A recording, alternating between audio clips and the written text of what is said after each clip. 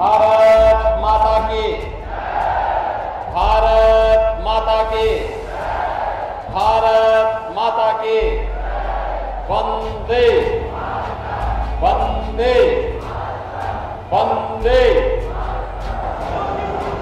केंद्रीय मंत्री और पंजाब के प्रभारी श्री गजेंद्र सिंह शेखावत जी, लोकसभा के प्रभारी श्री केवल सिंह ढिल्लों जी, भारतीय जनता पार्टी के जिला के अध्यक्ष श्री संजीव वशिष्ठ जी, पूर्व सांसद और राजस्थान से विधायक श्री महंत योगी बालकनाथ जी, राज्यसभा कोषाध्यक्ष सुखविंदर सिंह गोल्डी जी, राष्ट्रीय कार्यकारिणी सदस्य श्रीमती अमनजीत रामू वालिया जी, भारतीय जनता पार्टी के हमारे सभी पदाधिकारीगण, भारी संख्या में उपस्थित मेरे सभी आनंदपुर साहिब से जुड़े हुए सभी बहन और भाइयों, मैं पहले माता नैना की इस पावन धरा को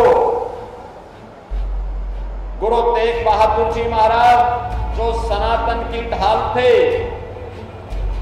दसम गुरु गोविंद सिंह जी महाराज जिन्होंने खालसा पंथ की स्थापना की थी और खालसा पंथ के सृजन स्थल तख्त श्री केसगढ़ साहिब जी को कोटि कोटि नमन करते हुए आप सबका मैं हृदय से अभिनंदन करता हूं, स्वागत करता हूं।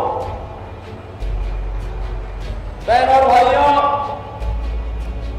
इसी तरह से गुरु गोविंद सिंह जी महाराज ने शंखनाद किया था कि सकल जगत में खालसा पंथ गाजे, जगे धर्म हिंदू तुरक धुंध भाजे। बहनों और भाइयों, यह जनसभा जिस संसदीय सीट में है वह शहीद आजम भगत सिंह की मातृभूमि खटकल कला की भूमि भी है। मैं इस भूमि को भी सत सत नमन करता हूं। बहनों और भाइयों, पंजाब ने देश को बहुत कुछ दिया। देश की सुरक्षा का ढाल पंजाब बना। विपरीत परिस्थितियों में भारत को संबल प्रदान करने का कार्य पंजाब ने किया था, लेकिन 70 वर्षों से देश ने पंजाब के जिन लोगों के हाथों में अपनी कमान सौंपी है, वे आज पंजाब को कहां लेकर के गए हैं। बहनों और भाइयों, एक और आप नए भारत का दर्शन कर रहे हैं। आत्मनिर्भर और विकसित भारत के निर्माण की दिशा में चल रहे प्रयासों को साक्षात दर्शन कर रहे हैं। एक भारत श्रेष्ठ भारत का दर्शन कर रहे हैं और दूसरी तरफ कभी भारत की सुरक्षा का ढाल पंजाब आज स्वयं बेहाल है। बहनों भाइयों, आपने देखा होगा अयोध्या में 500 वर्षों का इंतजार समाप्त हुआ। गुरु नानक देव जी से लेकर के गुरु गोविंद सिंह जी महाराज और निहंगों ने जिस अयोध्या में राम जन्मभूमि के लिए अग्रम पंक्ति में आकर के लड़ाई लड़े थे, आज उस अयोध्या में प्रभु रामलला विराजमान हो गए। भव्य राम मंदिर का निर्माण हो गया है।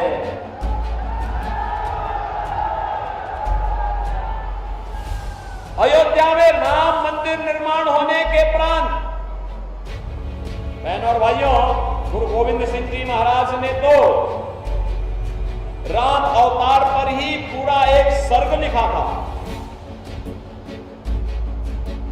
भगवान राम के प्रति कितनी आस्था थी, यह शब्दों में व्यक्त नहीं किया जा सकता। एक तरफ भारतीय जनता पार्टी मोदी जी के नेतृत्व में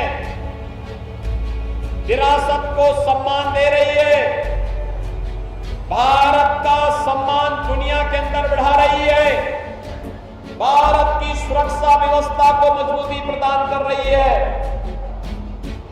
आज आप देख रहे होंगे दुनिया में कहीं कोई संकट आता है तो दुनिया भारत की ओर देखती है, मोदी जी की ओर देखती है। बहनों और भाइयों, याद करिए कांग्रेस की सरकार के समय जब सीमाओं से घुसपैठ होती थी, सीमाएं सुरक्षित नहीं थी, आतंकवाद और नक्सलवाद सिर चढ़ करके बोल रहा था, और जब हम लोग बोलते थे सरकार से कि जगह जगह विस्फोट, कभी दिल्ली में, कभी मुंबई में, कभी अयोध्या में, कभी काशी में, देश के अलग अलग कोनों में विस्फोट होते थे, हम कहते थे आतंकवाद से निपटो, तो कांग्रेस नेतृत्व की सरकार कहती थी कि आतंकवाद तो सीमा पार से है। बहनों और भाइयों, सीमा पार के आतंकवाद के सामने घुटना टेकने वाली कांग्रेस नेतृत्व की सरकार आज इसको जनता जनार्दन के सामने जाने का कोई अधिकार नहीं है। आपने देखा होगा मोदी जी के नेतृत्व में 10 वर्षों में आतंकवाद समाप्त हुआ। अब तो कहीं आतिशबाजी भी आप करते होंगे, तो बहनों और भाइयों, आतिशबाजी करते समय अगर पटाखा जोर से फट जाए तो पाकिस्तान पहले सफाई देता, कहता साहब मेरा हाथ नहीं है, क्योंकि उसे मालूम है ये नया भारत है, छेड़ेगा नहीं, लेकिन अगर कोई छेड़ेगा तो उसको छोड़ेगा भी नहीं। आज भयभीत है, भारत की ताकत से घबराया हुआ है, और इसलिए यूएन में जाके कहता है साहब भारत को पाकिस्तान के अंदर घुस करके मार रहा है, हमारी जान बचाओ। आज पाकिस्तान ऐसे ही गिड़गिड़ा रहा है जैसे यूपी के माफिया आज गिड़गिड़ा के कहते हैं कि साहब एक बार जान बख्श दो। यूपी के माफिया जैसे कहते हैं साहब जान बख्श दो एक बार, बस गले में तख्ती लटका के जाते हैं थाने में, कहते हैं साहब जान बख्श दो, थैली लगा के पेट भर दूंगा, लेकिन किसी के साथ अब अन्याय और शोषण नहीं करूंगा। बहनों और भाइयों, आज भारत अपने नागरिकों को सुरक्षा दे रहा है मोदी जी के नेतृत्व में। विकास के बड़े बड़े कार्य हो रहे हैं, 4 लेन, 6 लेन, 12 लेन के हाईवे बन रहे हैं। ट्रेन केवल अब मीटर गेज नहीं है, अब तो ब्रॉड गेज की है, बुलेट स्पीड से चलने वाली ट्रेन है, वंदे भारत, अमृत भारत, नमो भारत के रूप में ट्रेन की सुविधा है। IIT है, IIM है, कहता है सरकार में आएंगे तो सरकार में आने के बाद गरीबी हटाएंगे। कैसे गरीबी हटाएंगे? तो उन्होंने कहा कि सभी की संपत्ति का सर्वे करवाएंगे, और सर्वे करा करके उनके फादर, ग्रैंडफादर, उनकी मदर, उनकी ग्रैंडमदर ने जो संपत्ति उनको दी है, उस संपत्ति में से आधा हिस्सा विरासत टैक्स के रूप में लेकर के, और फिर पाकिस्तान, अफगानिस्तान और बांग्लादेश और रोहिंग्या घुसपैठियों को बांट देंगे। बहनों और भाइयों, क्या आप अपनी संपत्ति में से इनको इस प्रकार से डकैती डालने की छूट देंगे? क्या इस प्रकार की डकैती डालने की छूट देगा क्या हमारा पंजाब? बहनों और भाइयों, ये विरासत टैक्स नहीं, ये औरंगजेब का जजिया कर है, जजिया कर। औरंगजेब मुगलों का सबसे क्रूर बादशाह हुआ था। कोई मुसलमान भी अपने पुत्र का नाम औरंगजेब नहीं रखता है, क्योंकि औरंगजेब ने पहले अपने भाई की हत्या की, फिर अपने बाप को जेल में बंद कर दिया था। और उसका बाप शाहजहां लिखता है कि कमबख्त औरंगजेब तो जैसा दुष्ट पुत्र किसी को पैदा न हो, तो जीते जी मुझे एक एक बूंद पानी के लिए तरसाया है, और तुझसे अच्छे तो यह हिंदू है जो जीते जी अपने बड़े बुजुर्गों का सम्मान करता है, और मरने के बाद वर्ष में एक बार श्राद्ध और तर्पण करके पितरों को तर्पण दे करके जल देने का काम करता है। औरंगजेब ने हिंदू और सिखों पर एक कर लगाया था, इसका नाम था जजिया कर। वह कहता था या तो एक कर दो, टैक्स दो, और नहीं तो मुसलमान बनो। बहन और भाइयों, औरंगजेब को जवाब दिया था गुरु तेग बहादुर जी महाराज ने, जिन्होंने सनातन की ढाल बन करके औरंगजेब को जवाब दिया था और बलिदान हो गए थे। ये पंजाब की धरती इन क्रूर मुगलों का आतंक रोकने के लिए पूरी प्रयास की थी, पूरी कोशिश की थी और इनको विफल भी किया था। और आज औरंगजेब की आत्मा एक कांग्रेस और आम आदमी पार्टी के मैनिफेस्टो के माध्यम से घुस गई है।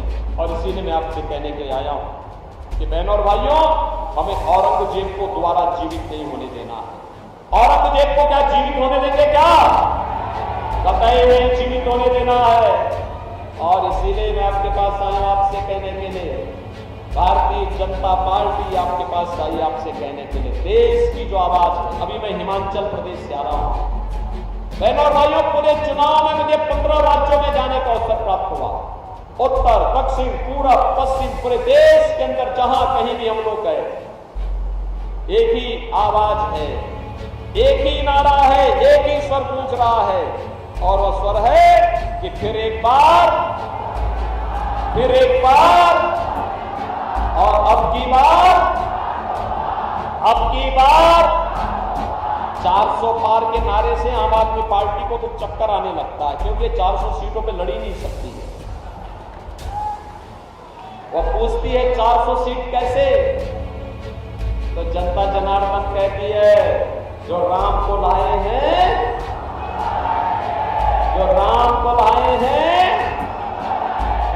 और राम भक्ति ही राज करेगा दिल्ली के सिंहासन पर। राम भक्ति ही राज करेगा। और हमारे मोदी जी तो परम राम भक्त हैं। मोदी जी को तीसरी बार प्रधानमंत्री बनाना है ना? पंजाब सहमत है, सबका आशीर्वाद मिल रहा है। आपका एक एक वोट कमल चुनाव चिन्ह पर सुभाष शर्मा को ले जाएगा, या सीधे मोदी जी की ताकत को बढ़ाएगा।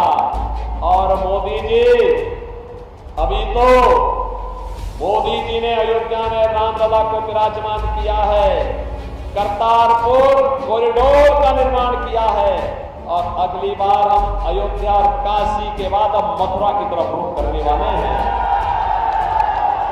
आपकी सहमत है ना? आपकी सहमत है? सुभाष शर्मा जीत के जाएंगे सभी लोग मजबूती के साथ। तो फिर मेरे साथ बोलेंगे, बोले